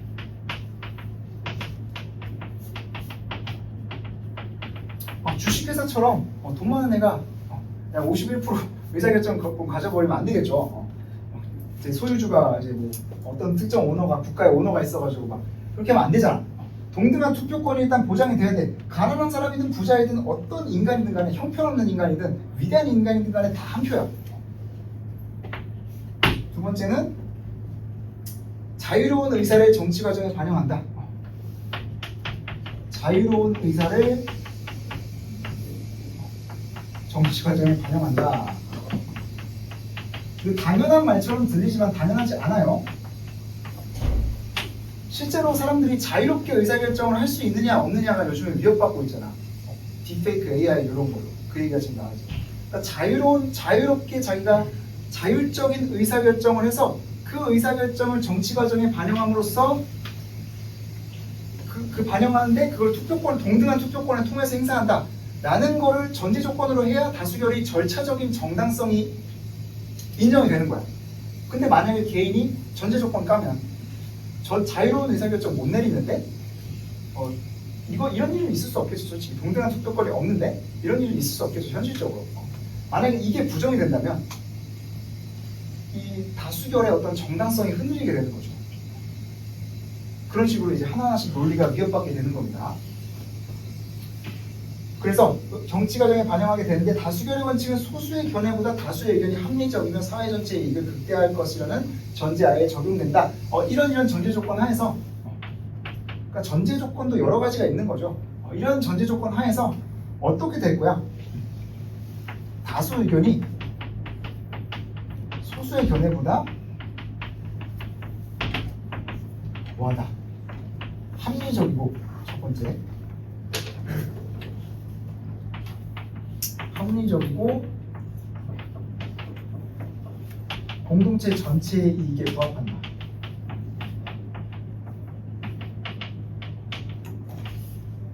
할 거라는 전제하에 적용된다는 거예요. 그러니까 이런 전제 조건이 작용됐을 때 이럴 거라는 점을 전제하고 다수결 원칙이 운영이 된다는 거예요. 근데 현실에서 그렇지 않은 사례들이 솔직히 많잖아요. 다수가 왜 숫자가 많다고 그런 뭐 문제들이 제기가 되는 건데, 자 보자.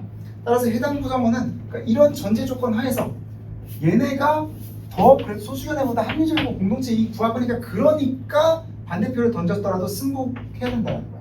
소수 구성원은 승복을 해야 되는 그런 정당성. 어떻게 보면 소수에 대한 억압이라고 볼 수도 있고, 왜 나는 투표 그렇게 안 했는데 왜 내가 따라야 됨? 이렇게 하면 아 그래 다수 의견이 이런 절차적인 정당성이 다 보장되고 하면 다수 의견이 일반적으로 좀 전체적으로 다 좋지 않을까? 이런 거를 전제 조건으로 해서 소수에게 승복 의무가 부과된다는 겁니다. 이처럼 다수결은 신속한 사회적 합의를 도출하고 소모적 논쟁을 발생할 수 있는 정치적 분열을 방지함으로써 통합과 안정에 기여한다. 그래서 다수결의 기능, 승복이 요구되고, 그래서 다수결은 어떤 기능을 한다? 신속한 합의를 가능하게, 그리고 소모적인 논쟁을 줄여서 사회 통합을 강화한다는 거예요.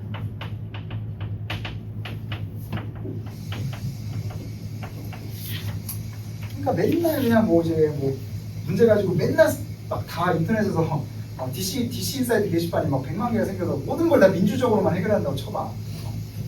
모든 걸 다 토론을 통해서 해결한다고 쳐봐. 얼마나 피곤한 사회가 되겠어. 일단 뭐 투표를 통해서 좀 정할 건 정하고 나머지는 그냥 이제 승복하고 넘어가자 이렇게 해야지 좀 합의도 되고 사회 통합도 안정도 되고 이러지 않겠냐 이런 얘기예요. 그러니까 이게 다 전제 조건들이 굉장히 복잡하게 깔려 있죠. 그러니까 논리가 복잡하다는 건 뭐예요? 그만큼 깔게 많다는 거예요. 여기만 까도 무너지고 여기만 까도 무너지고 요거 까면 완전히 무너지고 이렇게 된다는 거예요. 그래서 논리가 되게 복잡하면 복잡할수록 더 이런 비판에 취약하다 이런 점이 있는 건데, 자 봅시다. 이렇게 정리를 하고 나다를 보면 대중의 선입견과 달리 히틀러는 민주적이고 합법적인 절차를 통해 최고 권력자에 올랐다. 그래서 바로 발레를 들어주고 있죠. 민주적이고 합법적인 절차, 민주적이고 난 히틀러가 되고, 민주적이고 합법적인 절차를 통했는데도 불구하고 뭘 했다? 일단 민주적 합법적 절차 자 봅시다. 무슨 일이 있었다? 나치당은 1930년대 초반부터 세계 어쩌고저쩌고 지지를 받기 시작했고 범게르만주의 어쩌고저쩌고 반유대주의 반공산주의 등을 표방한 나치당은 치러진 두 차례 총선에서 모두 30%를 상회한 지지를 받아 그래서 그냥 얘네가 인기가 많았다. 합법적인 절차를 통해서 선거로 당선되었다. 이 얘기 쫙 하고 있는 거죠. 이 얘기 쫙 하고 있는 것이고, 잠시 엔진이 지금 나갔어. 나도 하이브리드 연료를 좀 움직이고 싶다. 전기를 충전해서 막.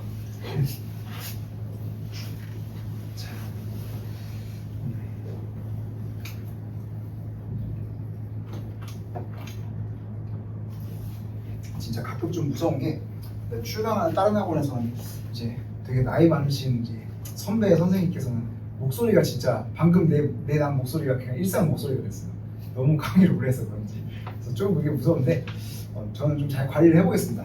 관리를 해서 적당히 허스키한 목소리로 이제 한 10년 후에 그렇게 갈게요. 자, 민주적이고 합법적인 절차를 거쳤는데 나치당이 이제 연립 정부를 구성했고 히틀러를 총리로 지명해서 어쩌고저쩌고 계속해서 그냥 총동직 신설에 대한 찬반 투표했는데 여기서 압도적 찬성표가 나와. 야 88.1%인 줄 몰랐다. 히틀러가 총통이 되었다. 그는 총통 취임 전후 정적에 대한 테러와 숙청, 여기서부터가 부정적인 결과가 나오는 거죠. 그러니까 민주적이고 합법적인 절차인데 어떤 짓거리들이 일어났어? 막 정적 테러 숙청, 테러와 숙청, 그리고 나치당을 제외한 정당의 불법화, 일당 독재죠. 일당 독재를 정확히 일당 독재를 법 제도화했다라고 할 수가 있겠죠. 왜냐면 나치당을 제외하고 다른 정당은 법적으로 존재하지 못하게 했으니까 일당 독재 체제를 법 제도화했다 이렇게 볼 수 있겠죠. 그러면서 나치 친위대 등을 통하여 독재 체제를 확립함으로써 독일 민주주의의 종말을 보았다. 그래서 진짜 역사적으로 민주적 절차를 통해서 선출된 총통이 민주주의를 박살냈다. 민주주의를 파괴했다. 라는 거예요. 이렇게 하면서 독일 민주주의의 종말을 보았고 또 있네. 여론조작과 선동 플러스 여론조작과 선동을 통해서 뭘 했다? 소수자에 대한 탄압, 소수자에 대한 혐오 자극, 탄압했다는 거죠. 그러면서 제일 무서운 짓, 1939년 제2차 세계대전을 일으켜 전 세계를 파괴했다. 독일 민주주의만 파괴한 게 아니라 세계 전체를 그냥 파괴로 몰아넣은 거야. 세계대전. 그래서 국제 질서와 안전을 위협한 거죠. 파괴에 가깝게 한 거죠. 그러면서 이제 유대인들과 정치범, 집시, 동성애자, 장애인 등을 강제 수용소에서 학살했고 1945년 나치는 패망했고 독일은 분단되었다. 쫙 나왔는데 그러니까 이거는 지금 무슨 얘기를 하는 거냐? 민주적이고 합법적인 절차. 그러니까 이런 동등한 투표권 같은 민주적 절차 그리고 자유로운 의사통해서 정치 과정에 반영하는 거. 그러니까 여론조작과 선동을 했다고는 하지만 어쨌든 그 전에는 자유의사로 일단 한번 뽑은 거 아니야. 물론 그 전에도 선동을 하긴 했겠지만 그런 얘기가 여기는 안 나오잖아요. 그래서 자유의사를 바탕으로 정치 과정에 참여하고 동등한 투표권을 가지는 민주적이고 합법적인 절차라는 조건이 지켜졌는데도 불구하고 뭐야? 다수 의견을 그렇게 반영했는데 결과가 이상하네? 이게 A면 B일 거라고 가정했는데 A인데 완전 B가 전혀 아니네? 전제와 결론의 연결고리를 비판할 수 있는 겁니다. 민주적인 절차가 보장됐다라고 해서 그 결과까지 정당성이 보장되진 않는다. 요거를 비판해주면서 결과의 정당성이 보장되지 않는다라는 거는 그러니까 다수 의견이 합리적이지도 않았고 결국에 독일 전체를 패망으로 몰아넣었으니까 공동체 전체의 이익에 부합하지도 않았어요. 합리적이지도 않고 공동체의 이익에 부합하지도 않는 말 그대로 절차만 정당했지 결과는 전혀 정당하지 않은 모순이 발생한 거예요. 문제점이 발생을 한 거예요. 그런 얘기들을 쫙 해줄 수가 있는 겁니다. 그러면서 이 예들을 들 수가 있겠죠. 테러와 숙청, 일당 독재, 법제도화. 그래서 민주적인 절차를 거쳐서 결국 민주주의를 파괴했다. 이런 예들을 들어주면서 결과가 정당하지 않았다라고 얘기를 하면 되겠죠. 그러면서 이제 플러스로 이런 걸 보면 이런 것들도 본다면 그러니까 여론조작과 선동을 통해서 소수자 탄압 그리고 결국에 대중 의견을 조작했다라는 거는 또 다르게 보면 이것도 공격할 수 있는 거겠죠. 전제 조건 자유로운 의사를 정치 과정에 반영한다는 전제 조건도 비판할 수 있는 거겠죠. 그러니까 물론 이제 선호 관계가 좀 다르긴 해요. 그러니까 여론조작과 선동은 여기서 제시문에 따르면 히틀러가 당선된 후에 일어난 일이니까 엄밀하게 말하면 히틀러가 당선됐을 때는 뭐 여론조작과 선동이 있었는지 없었는지 우리가 몰라요. 어쨌든 간에 여론조작과 선동을 통해서 당선된 후에 대중 의견을 막 조작할 수 있었다라는 거는 정치에 참여하는 대중들의 그런 국민들의 의사가 그렇게 자유롭고 합리적이지 않을 수 있다는 걸 방증하는 거다. 이런 얘기도 할 수가 있는 거죠.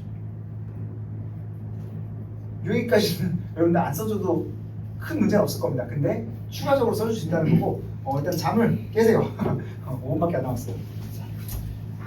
그래서 절차는 정당하더라도 결과는 정당하지 않을 수 있다. 요거 까는 거고요.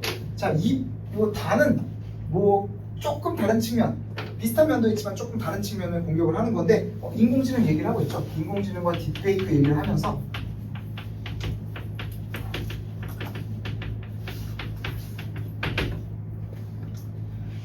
그러니까 진짜 구분하기 어려울 정도로 완벽해서 민주주의 정치 과정에 심각한 위협이 되고 있고 일단 지지율에 지지율에 영향을 미치고 있고 이 확증 편향을 강화하고 있다 이런 말이 나와요. 유권자들의 확증 편향을 강화하고 있다. 그 이를 통해서 사회 분열을 심화시키고 있다.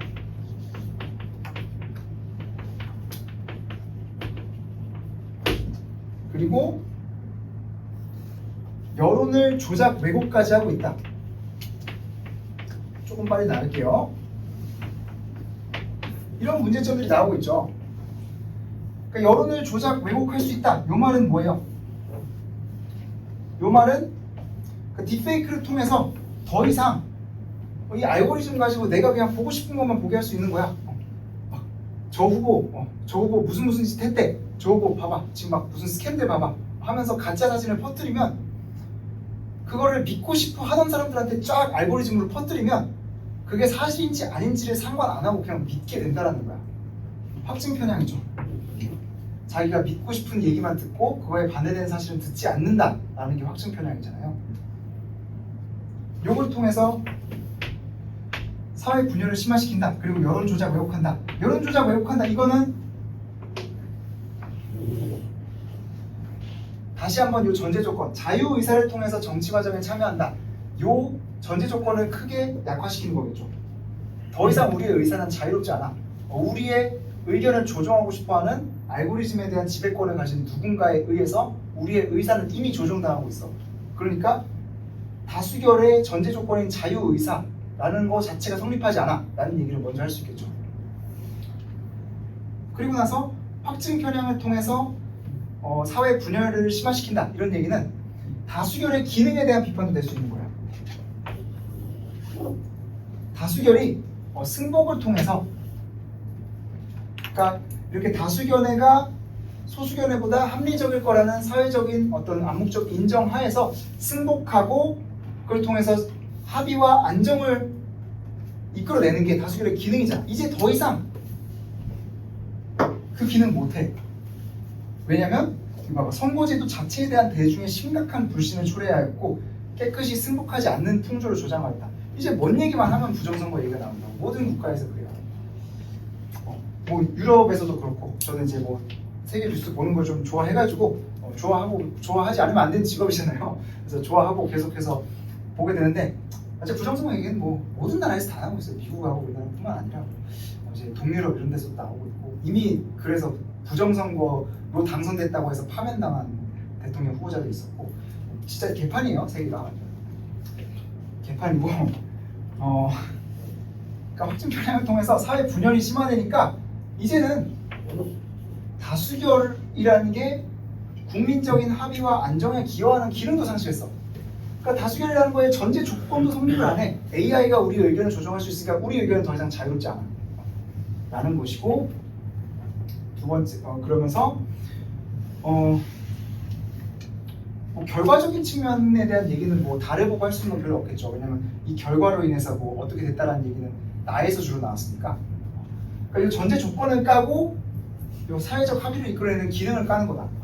더 이상 다수결은 확증 편향에 의해서 사회 분열이 극대화되는 요즘에 더 이상 다수결 제도는 사회적 신속한 합의와 사회 통합에 기여하는 제도라고 할 수 없다.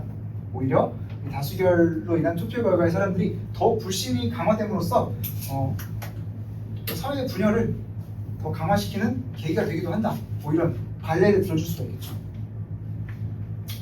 이런 식으로 달을 통해서는 여기와 여기를 까고 나를 통해서는 주로 이 전제 조건이 충족된다고 해도 이 결과가 만족되지 않을 수 있다. 이 부분을 까고 이렇게 골고루 다 까서 그냥 모두 폐기를 하면 됩니다. 하나도 맞는 게 없다. 이렇게 하시면 됩니다. 이렇게 가는 논리였고요. 여러분들 잘 따라오셨을 거라 믿어요. 그래서 그러니까 이게 여러분들 내가 하는 걸 그냥 보고 있으니까 어려운 거지. 여러분들이 하나하나 도식화를 해보면 어렵지 않아. 근데 여러분들이 하나하나 도식화를 안 해보잖아. 조금만 하다가 어려우면 답지 보잖아. 그리고 내가 한 거 보잖아. 솔직히 다 알아요. 그리고 이제 하는데 이거 진짜 해보면 진짜 어렵지 않아요. 진짜 한 번만이라도 진짜 제시문 분석만, 제시문 이거 도식화만 한 1시간, 2시간을 들여가지고 꼼꼼하게 해보면 여러분들이 이게 쉬워져요. 쉬워지고 진짜 모든 문장들이 다 이렇게 다 뜻이 있고 논리적으로 연결되어 있구나. 이걸 깨달아 보란 말이야.